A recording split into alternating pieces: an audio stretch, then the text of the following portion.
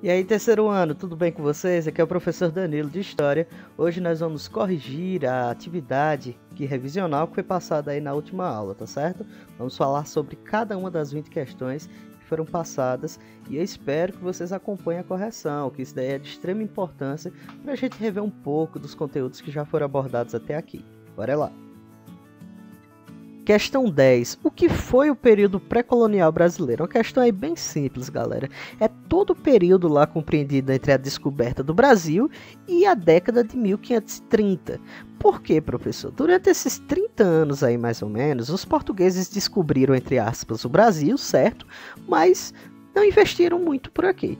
Na prática, não investiram no processo de colonização, não investiram na criação de feitorias, de cidades, de povoados, de portos ou de fortes que pudessem assegurar o domínio da região. Como eles viram ali no primeiro momento que não havia metais preciosos, não havia uma civilização muito desenvolvida para explorar, eles acabaram se apropriando do único mercado que eles tiveram visibilidade, que era o mercado do pau-brasil. Então, durante essas 3 primeiras décadas, que é caracterizado o período pré-colonial, a economia desenvolvida era a exploração, a extração lá do pau-brasil, que utilizava da mão de obra indígena local, que era paga através da atividade chamada de escambo, que o escambo é literalmente uma troca de um produto por outro. O problema é que o escambo acontecia de uma maneira meio injusta e levava em consideração, parâmetros econômicos europeus. Então, um índio era responsável por derrubar uma imensa árvore de pau-brasil, carregá-la até o litoral para ser transportada às caravelas e, em troca disso, recebia joias de pouco valor, espelhos, pentes e coisas irrisórias para os portugueses. Mas como havia essa desigualdade em relação aos parâmetros econômicos entre os indígenas e os europeus, essa atividade do escambo acabou sendo muito utilizada durante esses 30 anos. Questão 11. Quais fatores marcaram o processo de colonização brasileira a partir de 1530? Bem, pessoal, durante os 30 primeiros anos, outros países se fizeram presentes aqui no Brasil, como, por exemplo, os ingleses, os franceses, os holandeses, que acabaram querendo tirar uma fatia aí dos domínios lusitanos. Para evitar a presença desses estrangeiros, Portugal ele vai ser forçado a iniciar um processo de colonização, ou seja, de dominar, controlar e manter os seus domínios além-mar. Então, o grande projeto que vai ser iniciado lá a partir da década de 30 será a instauração das chamadas capitanias hereditárias, que permitia a vigilância da colônia no intuito de impedir as invasões estrangeiras. O problema é que essas capitanias, que eram faixas de terras doadas pela coroa portuguesa a nobres e burgueses lá de Portugal, essas capitanias eram desenvolvidas a partir do capital, ou seja, do dinheiro dessas pessoas. Então a coroa portuguesa ela não investia nada. Na prática, ela lucrava com esse processo de colonização. E é por isso que muitas vezes nós podemos atribuir a falha do sistema de capitanias hereditárias aqui no Brasil colonial. Poucas foram as capitanias que deram certo, que mais tarde nós vamos ver, graças à atividade e à produção da cana-de-açúcar e produção do açúcar através dos engenhos. Então, na prática, esses donatários eles eram responsáveis por explorar a terra, financiar a construção de estruturas, de cativar indígenas, de lutar contra os indígenas e empreender o domínio português aqui dentro do Brasil colonial.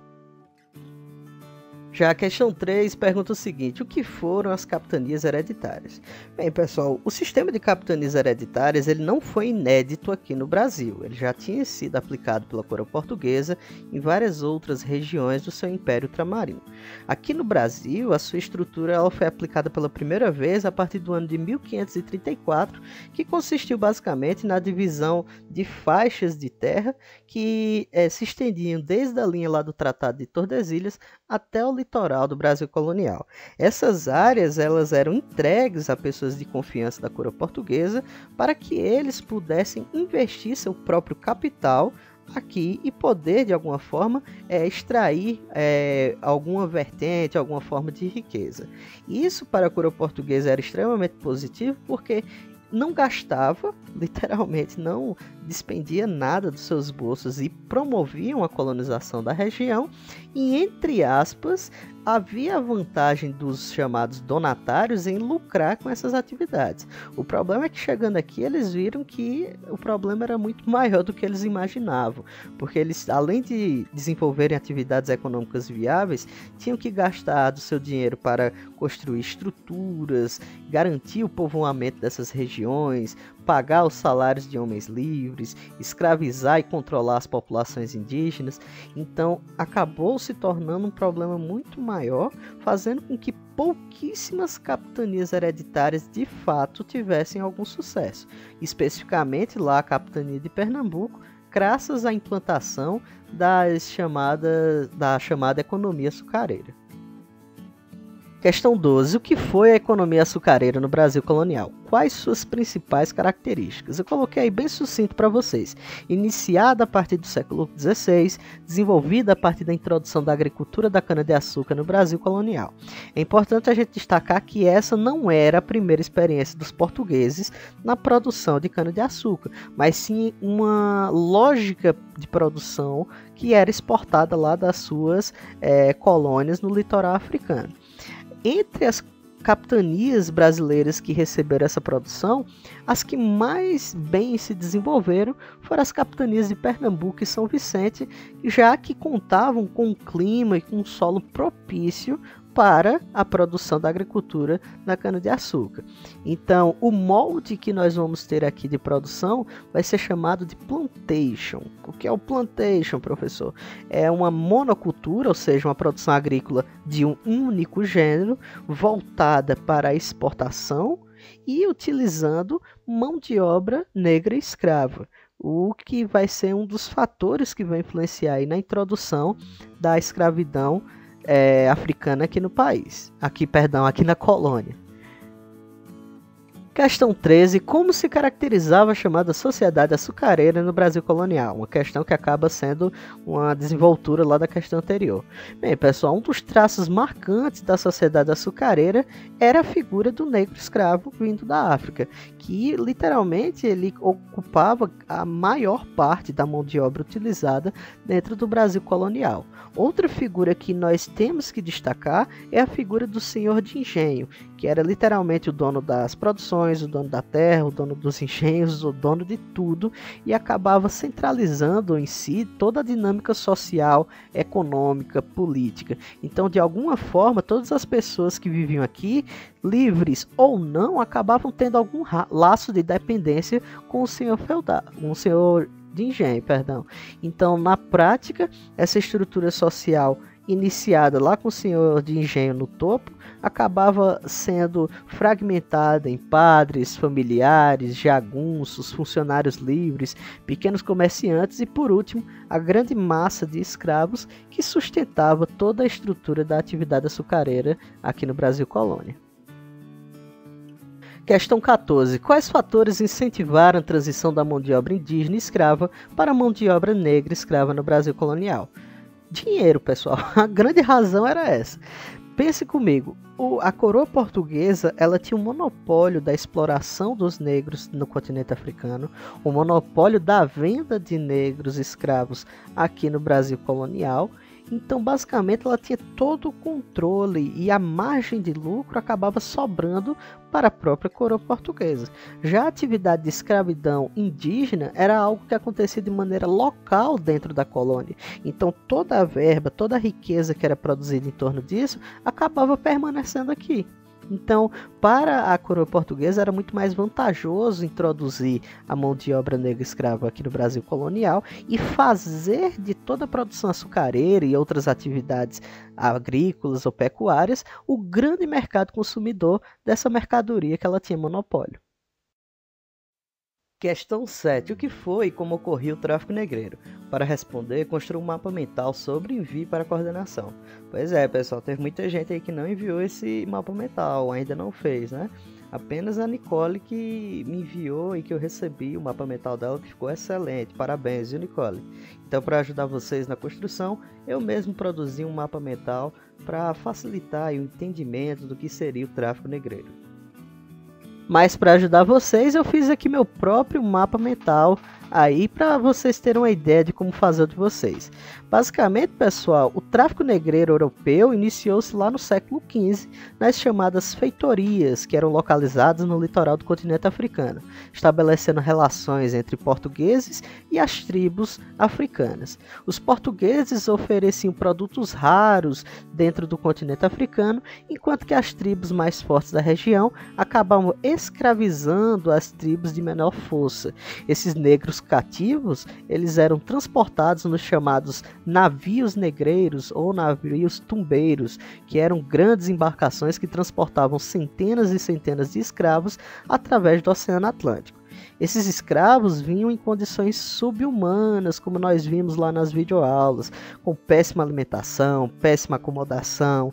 Eles tinham um espaço ínfimo que malmente cabia o seu próprio corpo e tinham que passar por essas condições durante 2, 3 ou até 4 meses de viagem entre o continente africano e as diferentes regiões da colônia brasileira.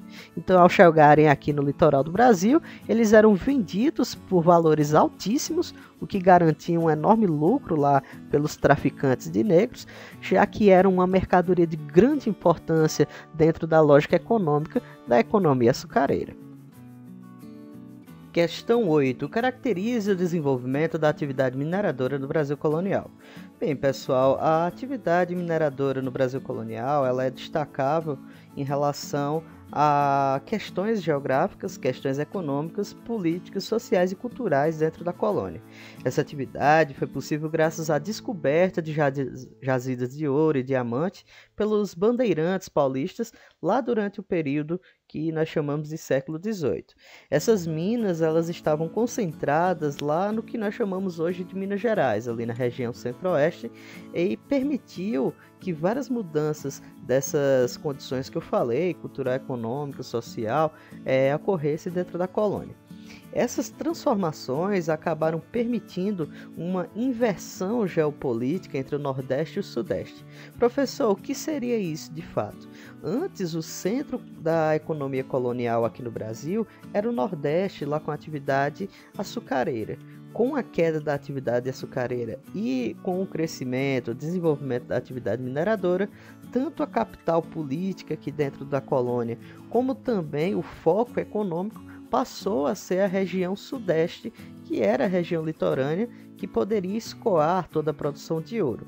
Então, lá nas Minas Gerais, nós vamos também ter uma crescente urbanização que se espalhou ao longo lá do trajeto entre Minas e São Paulo e que gerou também um maior interesse da metrópole portuguesa, o que culminou lá no chamado arroxo ou aperto do Pacto Colonial em relação à colonização desenvolvida aqui. Já a questão 9 pergunta: quais fatores garantiram o aumento da fiscalização portuguesa sobre a atividade mineradora no Brasil? Bem, pessoal, é importante a gente destacar que a atividade aurífera, a extração de ouro, é algo extremamente lucrativo. Consequentemente, a coroa portuguesa quis aumentar os impostos sobre essa produção. Em contrapartida, os mineradores acabaram encontrando alguns subterfúgios, algumas formas de driblar a cobrança de impostos, como foi a prática lá do contrabando de ouro de aluvião dentro da colônia.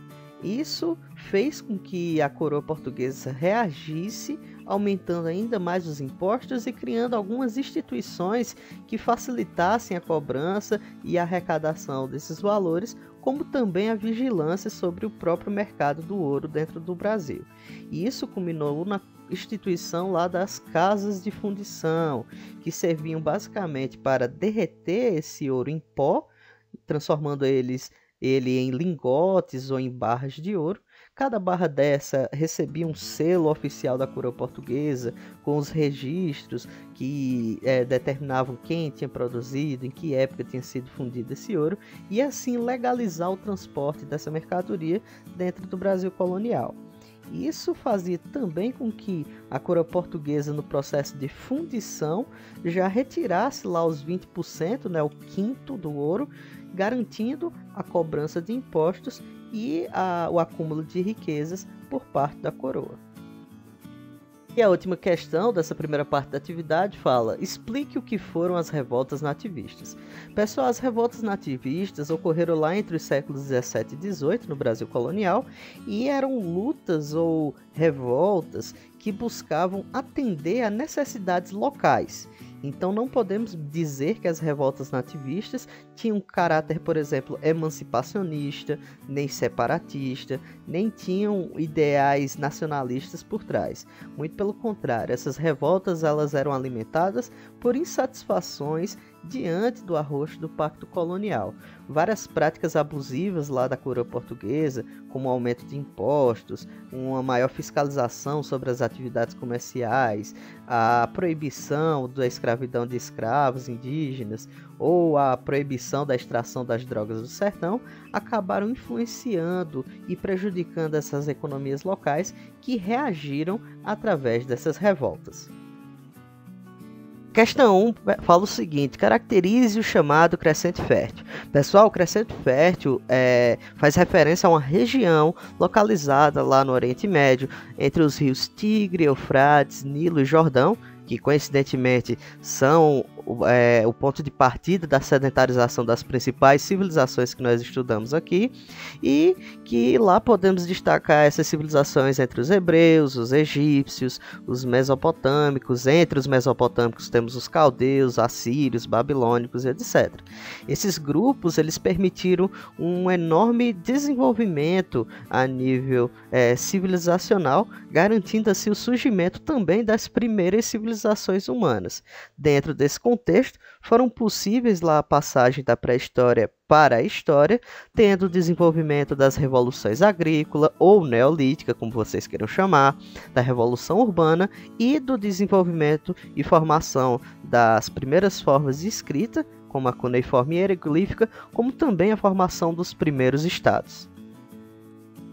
Já a questão 2 fala: indique as principais semelhanças das civilizações mesopotâmicas. Bem, galerinha, a grande sacada aqui é que vocês devem destacar pelo menos duas coisas. Primeiro, a cultura, que era muito semelhante entre as civilizações que surgiram ali na Mesopotâmia.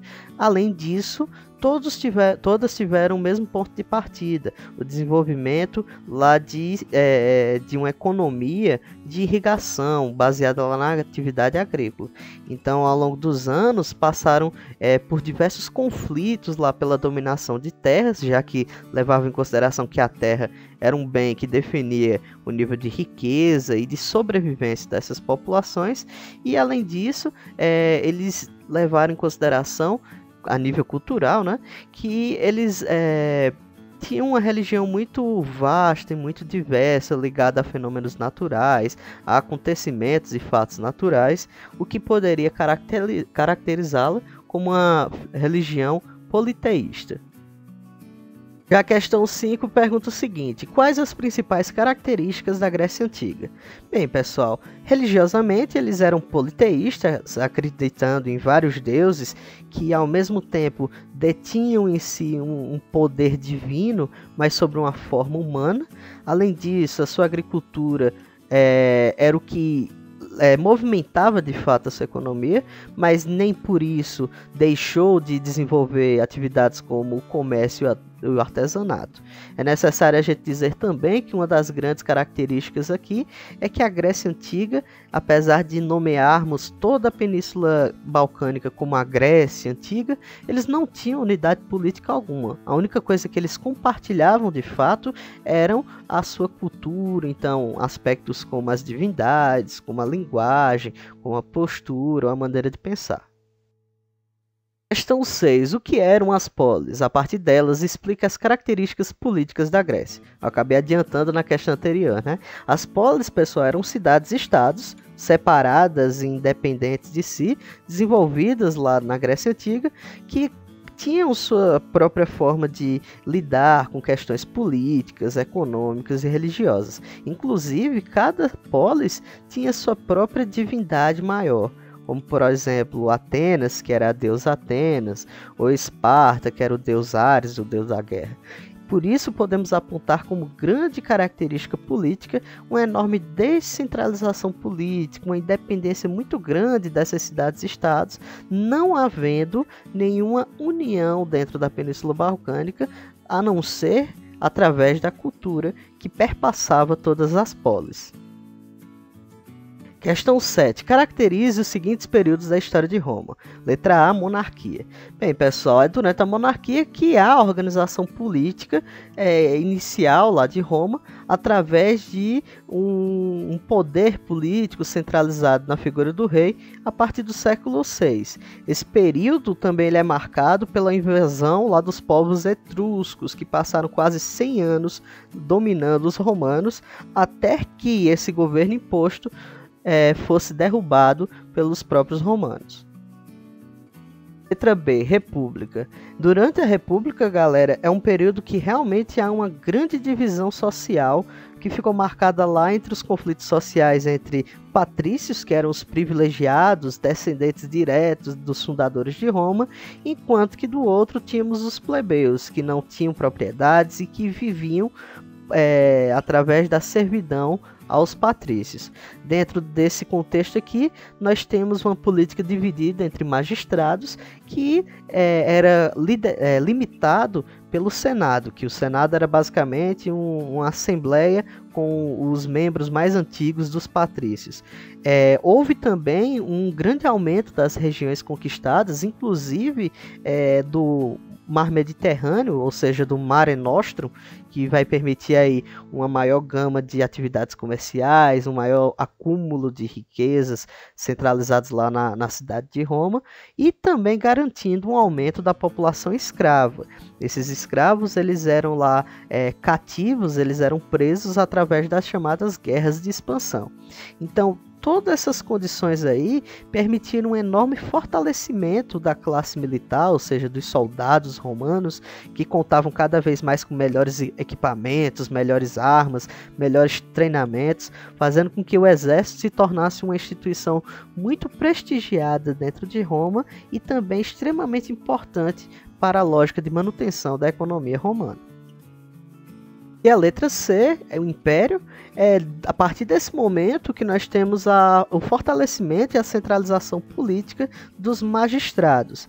O personagem da história que vai ser responsável por essa transição entre uma república e o império vai ser o tal lá de Júlio César, né? O grande imperador romano que vai iniciar um processo de centralização política, econômica, militar, inclusive religiosa, em torno dessa figura ditatorial do imperador.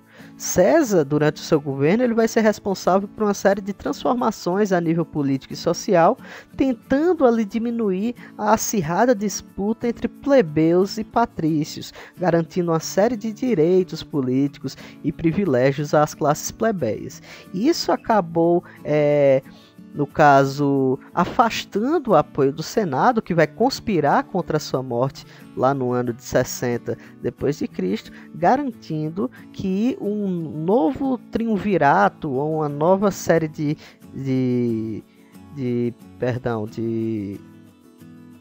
magistrados, quase que não sai, viesse ao poder. O problema é que vai haver um novo processo de centralização, mas agora em torno do imperador Augusto, que vai ser responsável lá por um período conhecido como Pax Romana, um período onde a política do pão e circo vai estar em voga, permitindo assim apaziguar um pouco as insatisfações dos plebeus e dos escravos e permitindo o enriquecimento dos patrícios.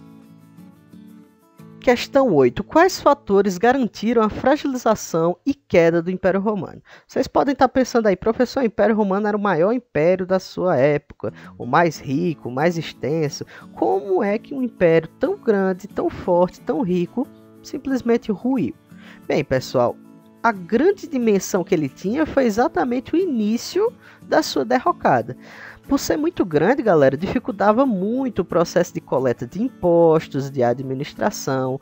Muito dinheiro que era arrecadado não chegava aos cofres de Roma, então isso acabava gerando aos poucos um problema financeiro de gestão dentro do Império.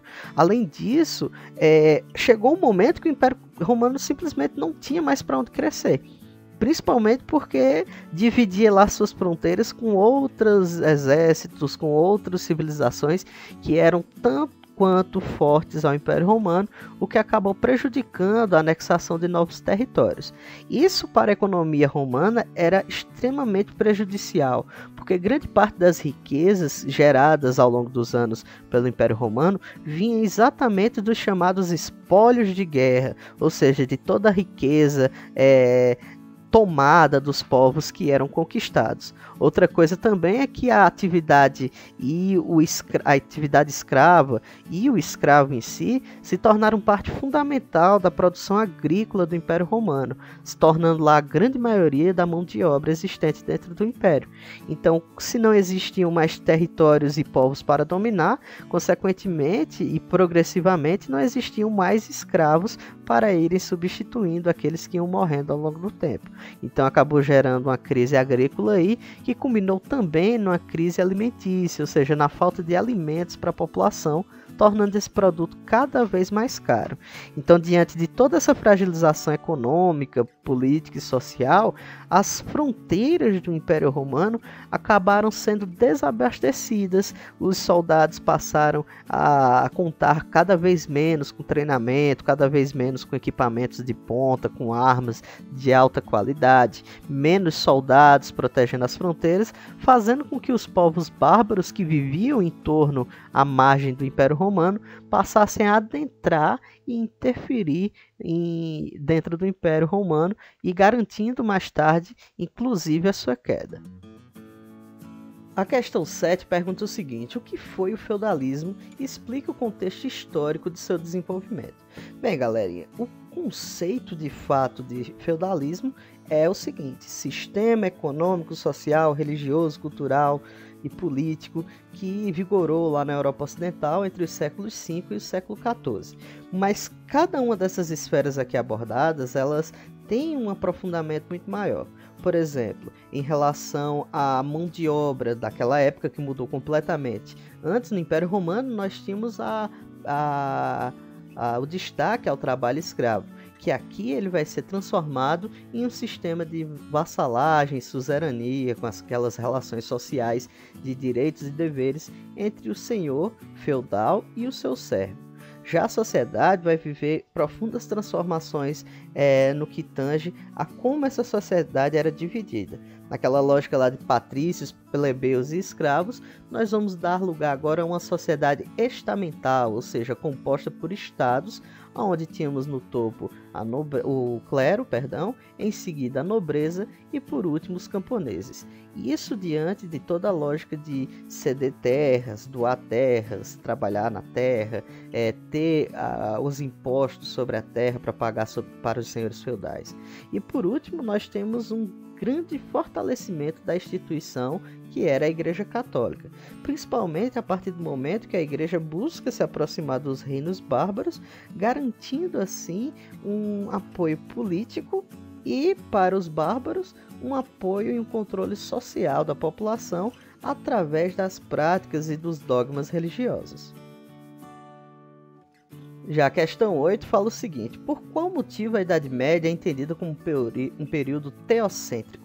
Bem, pessoal, a presença da Igreja Católica se fez com bastante veemência durante a Idade Média. As influências e os dogmas impostos pela Igreja Católica durante a Idade Média acabou garantindo uma mudança de postura, uma mudança de pensamento, de mentalidade das pessoas diante da própria vida.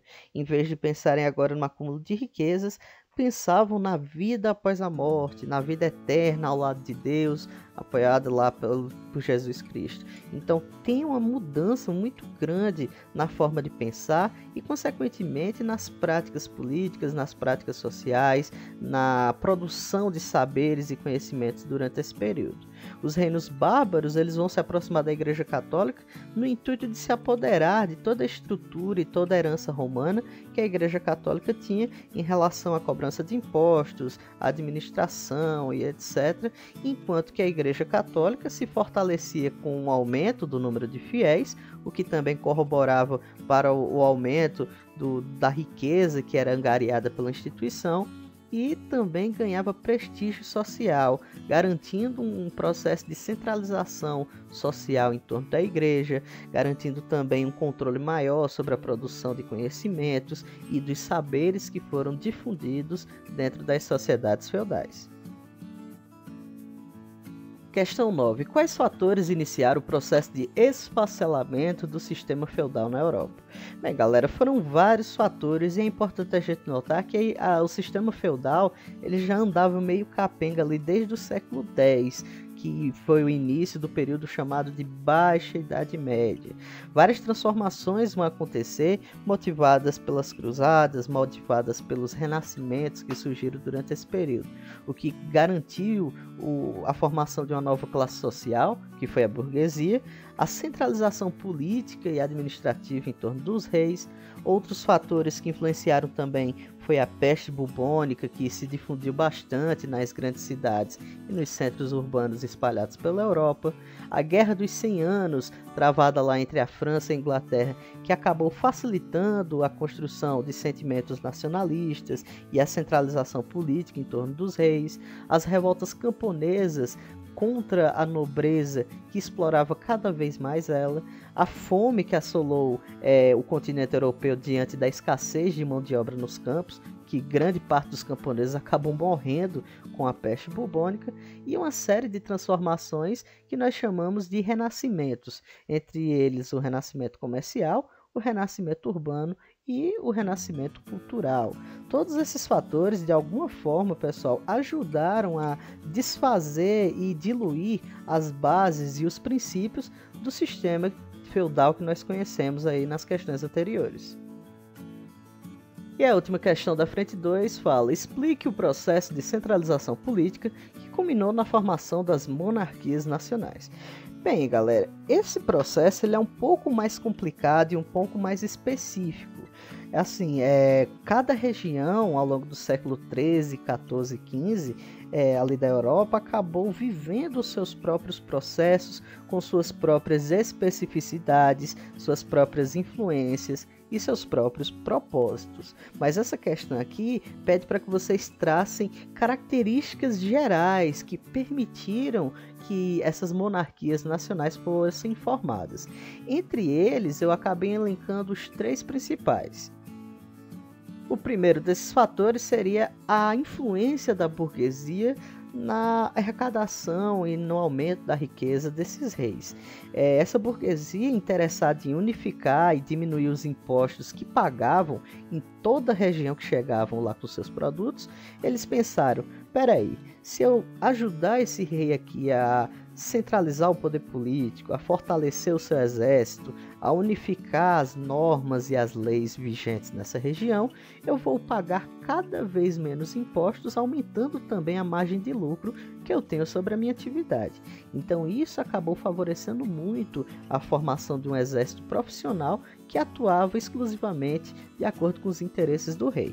Já um segundo fator interessante que seja destacado é a fragilização da nobreza. A nobreza, galera, ou os senhores feudais dessa época, tinham sua riqueza, tinham seu poder ligado diretamente à terra.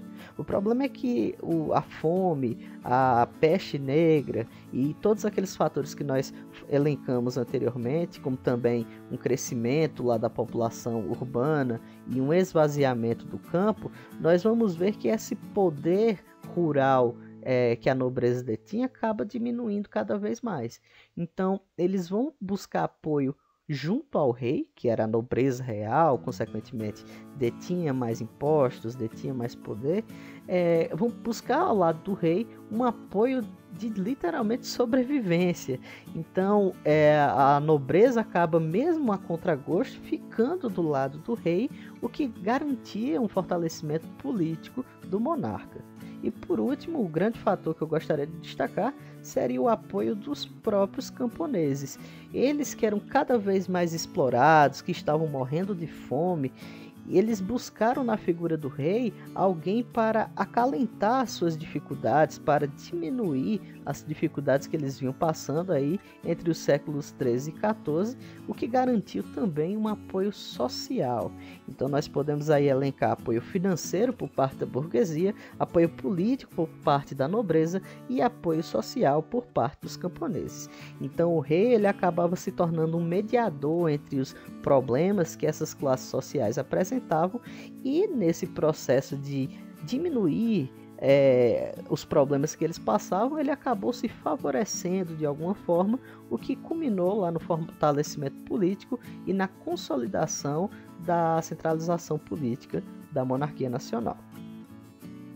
Então é isso, pessoal, espero que tenham gostado da correção de hoje. Não deixem aí de anotar suas dúvidas sobre o exercício, tá certo? Para que a gente possa estar debatendo essas dúvidas durante as lives.